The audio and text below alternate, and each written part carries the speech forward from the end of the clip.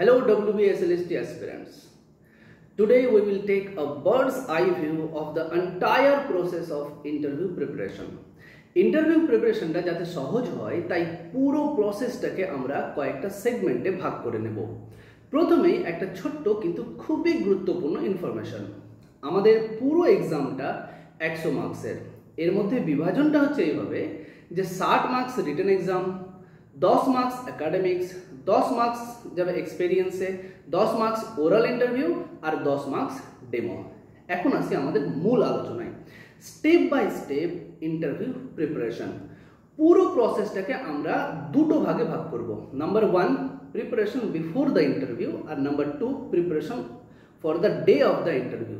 Preparation before the interview এখানে দুটো বড় বড় এরিয়া আছে।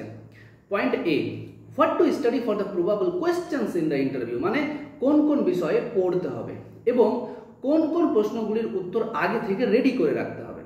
Point B, how to build up confidence, নিজেকে মানসিকভাবে ও শারীরিকভাবে প্রস্তুত করা যাতে ইন্টারভিউ রুমে প্রবেশের সময় আত্মবিশ্বাসী থাকা যায়।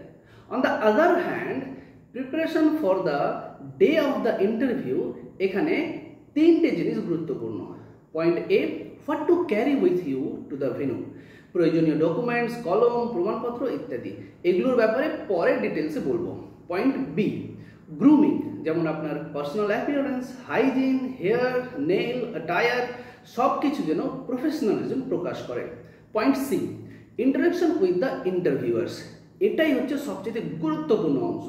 রুমে এন্ট্রি করার সময় কি খেয়াল রাখতে হবে, কথা বলার সময় দৃষ্টি কোথায় থাকবে, হাতের অবস্থান কেমন হবে, ভয়েসের লেভেল কেমন হবে, যদি উত্তর জানা থাকে সেটা কিভাবে বলবেন, যদি উত্তর না জানা থাকে সেটা কিভাবে সামলাবেন, ডেমো কিভাবে দিবেন, আর শেষে ইন্টারভিউর শেষে আপনি কিভাবে এক্সিট করবেন।